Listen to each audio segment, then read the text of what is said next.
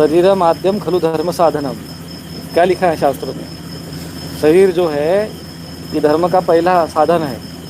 वही गड़बड़ रहेगा अगर अन्नमय मय कोष ही गड़बड़, तो बाकी कोष का क्या करोगे?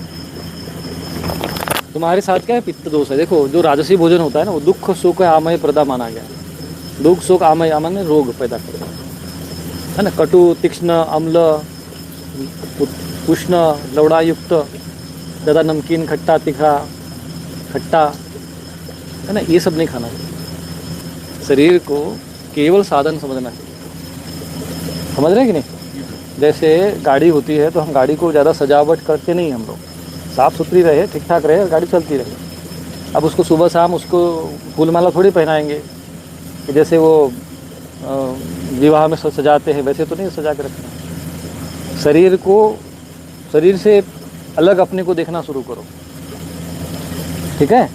और अभी क्या हो रहा है कि तू शरीर में ही एकदम चिपक रहा है, और फिर शरीर के प्रति ज़्यादा ध्यान, मेरा शरीर ठीक ठाक दिखना चाहिए। जितना जैसे जैसे बुढ़ापा आता है, शरीर के प्रति आसक्ति बढ़ती जाती है। अगर आसक्ति का त्याग करना है तो युवावस्था में होता है। खाओ पियो, खाए पिए न मन करे भंगा, कहे कबीर हम उसके संगा। खाओ पियो लेकिन मन में जो है उसके प्रति आसक्ति नहीं होना चाहिए। अब देखो मुझे इतना दिन, देखो इतने वर्षों से खा रहे हैं, हमारा शरीर जैसा का वैसा ही रहता है, न पतला न मोटा। तो सबसे बड़ी बात, साधना की दृष्टि से भोजन करो, स्वाद की दृष्टि से नहीं। ये सूत्र पहले करो, बाकी नहीं तो शक्ति को बहुत नुकसान होता है। एक तुम लोगों के साथ हम लोगों को दीक्षा दे के हमें ही समस्या हो जाती है, इसलिए हम शक्तिपात दीक्षा सबको नहीं देना चाहते, देते नहीं है। तुमको शुरू में आए, अच्छे साधक लगे, तुमको अच्छे से मैंने उठाया, लेकिन जैसे ही तुमको साधना की तरफ बढ़े, उसी के साथ तुम्हारी सांसारिक वासना भी प्रबल बढ़ गई। क्योंकि होता क्या है कि जब कुंडलिनी जागृत होती है तो मूलाधार में मतलब अतिरिक्त ऊर्जा जो है, भाई कुंडलिनी जागरण माने क्या है? अतिरिक्त ऊर्जा, अतिरिक्त प्राण ऊर्जा, जितनी भोगने की क्षमता है उससे कई अधिक।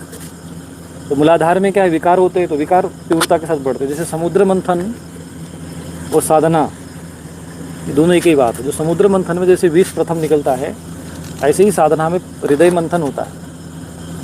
तो पहले ये विकार निकलते, विकार ही विष है क्या? और उसको भस्म कौन करते हैं? भगवान शंकर। और भगवान शंकर कहाँ रहते हैं? नाभि में। जो मणिपुर के जो स्वामी है वो रुद्र है ना, है ना? ब्रह्मा जी मूलाधार के, विष्णु जी स्वादिष्ठान चक्र के, जल तत्व है ना, इसलिए तो विष्णु जी जो है जल में वास करते हैं। और भगवान रुद्र जो है मणिपुर के होते हैं, इसलिए वो भस्म करते हैं सब कुछ। बार बार लगता है कि पूरा मन रस से भर गया। हाँ वो ठीक है, लेकिन अब तुम्हारा जो रस है तो अंदर का लेने की जगह तुम बाहर के चक्कर में पड़े हो ना। तुम्हारे साथ में बहुत खिंचातान चल रही है, यही प्रॉब्लम होता है अध्यात्म जगत में। प्रॉब्लम, समस्या क्या है? जब हम भी आरंभ में सब लोगों को, जब अध्यात्म में जो साधारण पूजा पाठ करना एक अलग बात है। अध्यात्म का मतलब होता है कुंडलिनी जागरण। कोई भी मार्ग से जाओ, भक्ति मार्ग से जाओ, ज्ञान मार्ग से जाओ, योग से जाओ, तंत्र से मंत्र जाओ, सर्वेश्याम योग तंत्राणाम तथा धारो ही कुंडलिनी। अब हम सबसे पहले आते तो कुंडलिनी जागरण होता है, शक्ति जागरण होता है। अब शक्ति जागरण होता है तो मूलाधार में ऊर्जा बढ़ती है, फिर वो ऊर्जा लेकर जाती है स्वादिष्ठान में, तो स्वादिष्ठान में विकार बढ़ते हैं,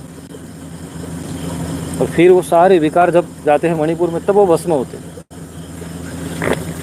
अब मणिपुर में अगर तुम लोगों ने, मणिपुर में जब जैसे जाते हैं, अगर मान लो किसी व्यक्ति को भोजन न दिया जाए तो क्या उसमें शरीर में विकार आएगा? क्या आएगा? हाँ ठीक है। कहते हैं ना, शराब कबाब और सबाब, ये एक दूसरे से जुड़ी हुई चीज़ें, नीचे गिरता है आदमी।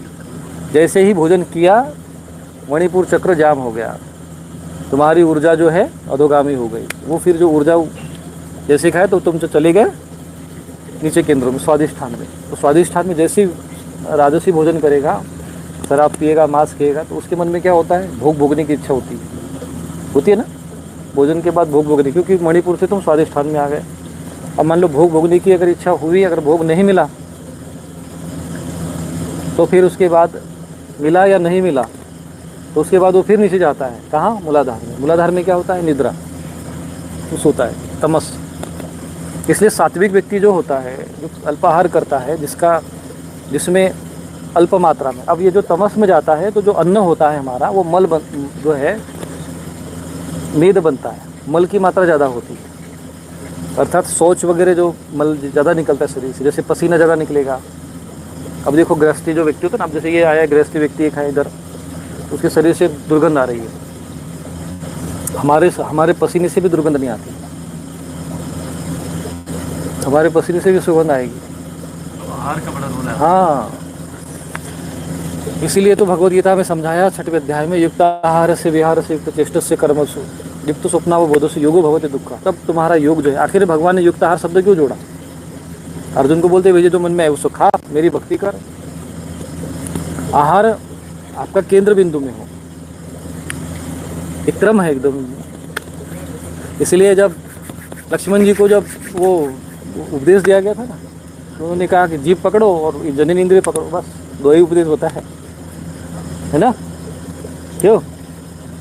मेरे पास जैसे आए, साधना अच्छी चली तुम्हारी, ऊर्जा बढ़ी, तो वैसे ही विकार बढ़े तुम्हारे, तो तुम जो है थोड़ा कंट्रोल कर लिए होते तो तुम बहुत आगे निकल गए होते। और तुम्हारे लिए कोई पाप दोष भी नहीं था, तुम तो छोटे भाई, छोटे लड़के थे। अगर थोड़ा 2-4 साल, 4-5 साल, मैंने तुम्हें 5 साल बोला था कि 5 साल रुकना, बस देर से रहा ही नहीं गया। और ये होता है, माया आती है।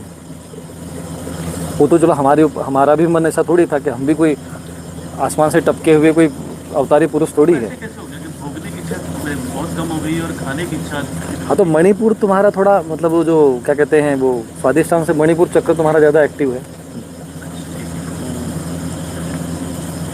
होता रहता है, भोग की इच्छा रहती है, एक वासना तो जो है रहती है किसी में। साधना में कुछ चेंजेस करने चाहिए?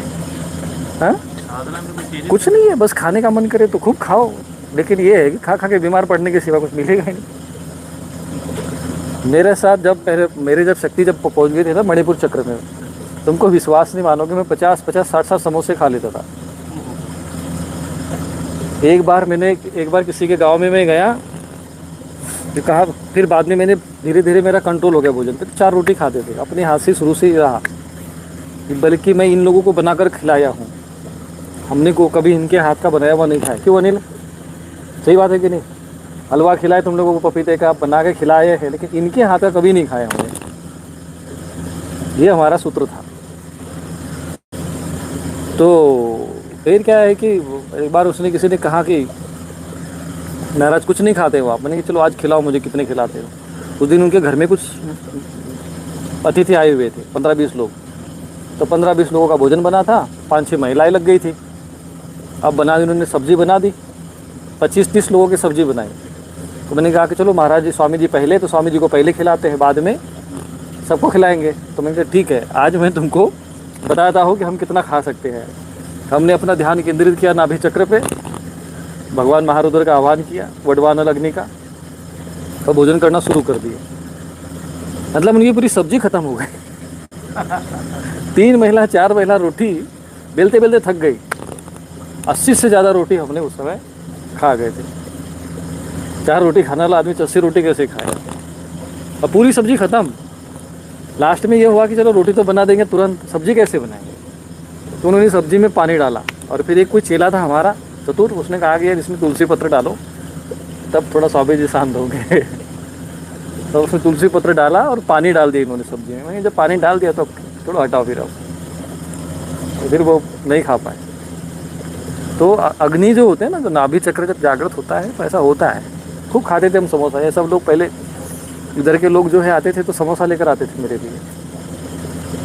तो अपनी एक वासना जो होती है किसी एक जगह पे टिकानी पड़ती है ना। एक वासना को भाई, जैसे कहते हैं ना, एक डाली को अगर दूसरी डाली पे चढ़ना है तो एक डाली को पकड़ो तो तब दूसरी डाली छोड़ो, ऐसे एक एक चक्रों को पार करना पड़ता है।